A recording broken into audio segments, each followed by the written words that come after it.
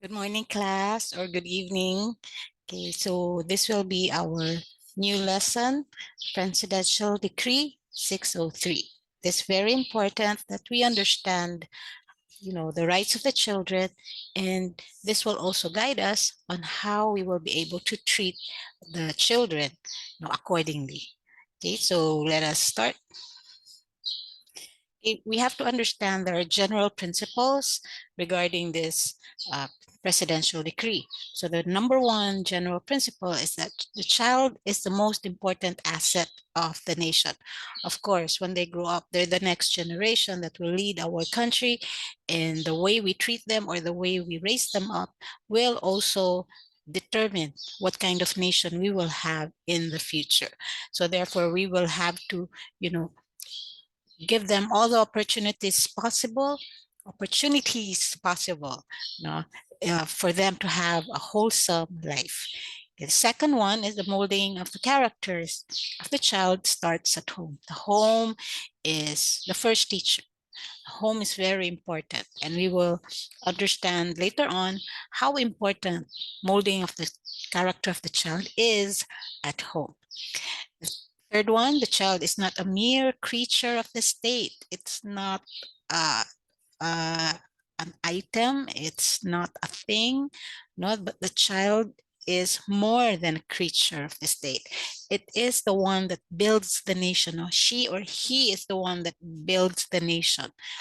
Okay, and then the fourth one is attachment to the home and having strong family ties should be encouraged, but not to the extent, no, that you will isolate, that you will be, you will not encourage the children to also interact with other families or other people.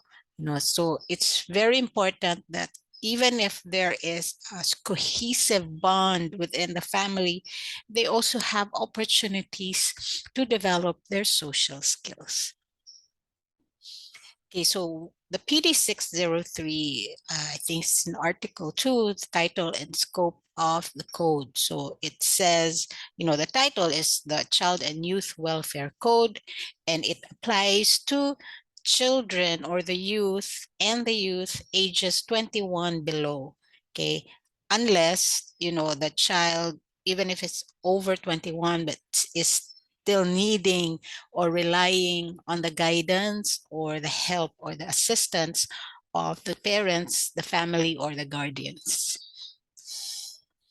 Okay, so let's go to Article 3, the rights of the child. So the rights of the child covers everything across all types of children, male, female, no, or whatever gender preferences there are, social status, covers everything, whether you're, different backgrounds, different abilities, different disabilities, different political backgrounds, and many other factors that make that child unique from the rest. Of course, like in our families, we all have different backgrounds. So regardless of our differences or diversity, we are, we have rights. Now the children have rights. So number one, every child is endowed with the dignity and worth of a human being from the moment of his conception, as generally accepted in medical parlance, and has therefore the right to be born well.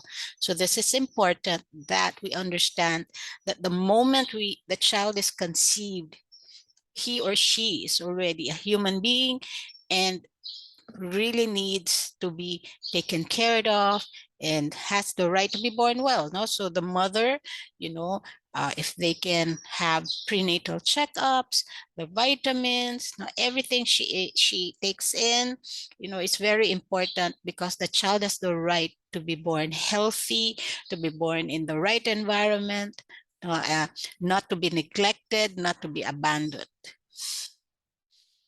Second one, every child has the right to a wholesome family life that will provide him with love and care and understanding, guidance and counseling, and moral and material security. The dependent or abandoned child shall be provided with the nearest substitute for a home. So very important The family here, we already, it is stressed here that the family will provide him with love, care, understanding, guidance, security, moral, no value system is important. Each one of us have value systems, but generally as a nation, we have common values, but we need to relay them. We need to teach them. Values are not inherited, but they are taught. Okay, so we really have to provide those to the children. And in cases where the child is abandoned or uh, dependent, no, they have to be provided with the nearest home. Hence, that's why we have our adoption system. No, if you've noticed or if you've observed, we have some family members or relatives who take in their, minor nieces or relatives or nephews, no, they take them in cases where the parents are not able to. Okay. So the third one, this is very long, but it also is very important. Every child has the right to a well-rounded development of his personality to, to the end that he may become a useful and active member of society. Okay, the gifted child shall be given gifted child shall be given opportunity and encouragement to develop his special talents. The emotionally disturbed or socially maladjusted child shall be treated with sympathy and understanding and shall be entitled to treatment and competent care. The physically or mentally handicapped child shall be given the treatment, education, and care required by his particular condition. So it's very important. Like I've said earlier, all the children, no, regardless of ability, disability, giftedness, or special uniqueness, they are all given proper care, quality education, treated with sympathy and understanding, meaning we need to accept who they are. No, and we also recognize their gifts and talents. So all the children, okay, and the well-rounded development first of his personality. So we also expose them to different, not just in the academics or not just always, social, but we also have to expose them to the arts, no, to the sports, all those things that, where they think or where they know they will shine. Okay. And of course, the bottom line is become a happy, useful, and active member of society. Number 4, every child has the right to a balanced diet, adequate clothing, sufficient shelter, proper medical attention, and all the basic physical requirements of a healthy and vigorous life. So our basic needs: food, shelter, medical attention, clothing. So we really need to provide all these. So if you've observed, there are many schools and many teachers, when they have feeding programs, even organizations, now they give feeding programs, especially to the underprivileged. Okay, and there are free medical clinics. No, but even then, at home, when we are sick, you notice our parents do their best in order to help us when we are sick. Bring us to the doctor, do home remedies, and all those things that we need in order to have, in order to have our needs met. So we don't just, they have a toothache, that's a toothache. No, we also help, alleviate or, alleviate the pain. Okay, because these are children, they do not know what to do yet.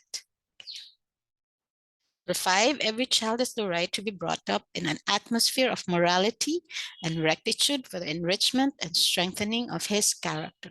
So it's very important. Our value system needs to be taught to our children so that they will be able to have, to make the right decision. They will be able to contemplate, if this right, is this wrong?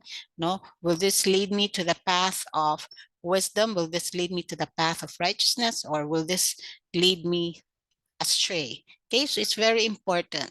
Like I've mentioned earlier, it's not just the academics, but we also need to enrich, not or to be brought up in an atmosphere of morality. So every culture has its own moral standards. So these standards need to be taught to the children. Okay. Number 6, every child has the right to an education commensurate with his abilities, to the development of his skills, for the improvement of his capacity, for service to himself and to his fellow men. So quality education, no child left behind. Okay, and all skills, development of his skills, not just in sports, or not just logical skills, but we also have, or academic skills, we also have your soft skills, communication skills, problem solving skills, no creativity, all those things that we need in order for us to develop no, to develop our skills and our wholesome personality. Okay, and it's not just for himself. Remember, we are blessed to be a blessing to others. So with the talents that we have, these are developed, they will also be able to benefit. Others will also be able to benefit from it. If you're very good in playing the piano, so it's very nice. No, we listen to the child who plays the piano, we are blessed. Okay, or someone who is very good at sports, no, that he will bless also the school or the team that he is with. Okay, so all those abilities and development of his skills are very important. Number 7, every child has the right to full opportunities for safe and wholesome recreation and activities, individual as well as social, for the wholesome use of his leisure hours. So it's very important, play and recreation. Us adults, we even need time to relax. So how much more for the children? And we also need to understand that for the younger children, play is very important. It develops their social skills, it develops their motor skills and high coordination.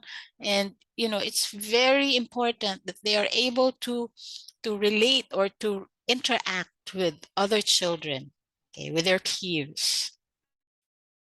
Number 8, every child has the right to protection against exploitation, improper influences, hazards, and other conditions or circumstances prejudicial to his physical, mental, emotional, social, and moral development.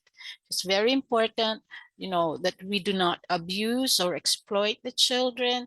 We do not expose them to things, not to vices or to things that will lead them astray, and you know, hazards.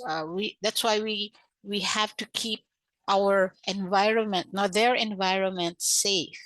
Okay. So child labor is a very important issue or concern globally, and we need to really, uh, you know, put something that will be able to help the children from being abused in that way. Okay, improper influences, the home, there are many tragic stories that we hear about children, you know, getting abused in the home or in the schools, bullying. So those are very important, that we are sensitive and aware to what is happening around our children. Number 9, every child has the right to live in a community and a society that can offer him an environment free from pernicious influences and conducive to the promotion of his health and the cultivation of his desirable traits and attributes. Community is also very important. That's why we have our tanods, our policemen, to help keep our community safe. That's why, when we transfer to another neighborhood, our parents really make sure who our neighbors are. When we transfer to another school, our parents make sure, who the teachers are, who the classmates are, because they want their children to be, will have positive influences, will be safe, and, there's healthy living. That's why many families I know, when they transfer, they make sure that they are near a medical facility or that they are near a commercial establishment, so that it's very easy, if there are any needs, it's very easy to get the services. Okay, so the community and the neighborhood really plays a big part also in the growth and development of the child. Number 10, every child has the right to the care, assistance, and protection of the state, particularly when his parents or guardians fail or are unable to provide him with his fundamental needs for growth, development, and improvement. So this is where our DSWD comes in, our social welfare agency. Okay? And many organizations there help, especially for the street children or the many underprivileged children. And these are very important that we do not neglect the fundamental needs, of the child. And it's very nice to know that our government is really, looking out for our children. There are policies, they provide policies to guide and to provide the services that children need. Number 11, every child has the right to an efficient and honest government that will deepen his faith in democracy and inspire him with the morality of the constituted authorities, both in their public and private lives. So it's very important that our uh, government officials, they will be able to show positive influences. They will be able to show that they are really for the people. Okay, and since the government is the one taking care of the nation, it's also very important that the children respect them. So we also need to teach them that, respect and pray for our authorities. So it's very important. Number 12, every child has the right to grow up as a free individual and in an atmosphere of peace, understanding, tolerance, and universal brotherhood, and with a determination to contribute his share in the building of a better world. So all the articles, from 1 to 11 boils down to this, that the child has the right to grow up as a free individual, with a wholesome personality, with all the opportunities, if possible, opportunities given to him, because the bottom line there is that we will be building a better world. Remember, one of the principles, the general principles of this code is that the children are the future of the nation. So this is very important, how we raise the child, how we treat the child. Remember, training up the child in the way it should go. No, and when he is old, he will not depart from it because he has been trained and he has been taught and he has, his traits and personality has been developed, given the many opportunities, in order for him to become a wholesome and, citizen. Okay. All right. So thank you for listening. So I hope after this lesson, you are now able to understand, the rights of the child and even contemplate on your own self, on the things that you have experienced, things that you are going through, if ever there are anything or, lacking some things, you- it is very important that we also forgive and we also rise up from it. We step up. We will not wallow in pity, self-pity, but we will rise up. That's part of our training. That's part of our growth and development. Okay, so thank you and God bless everyone.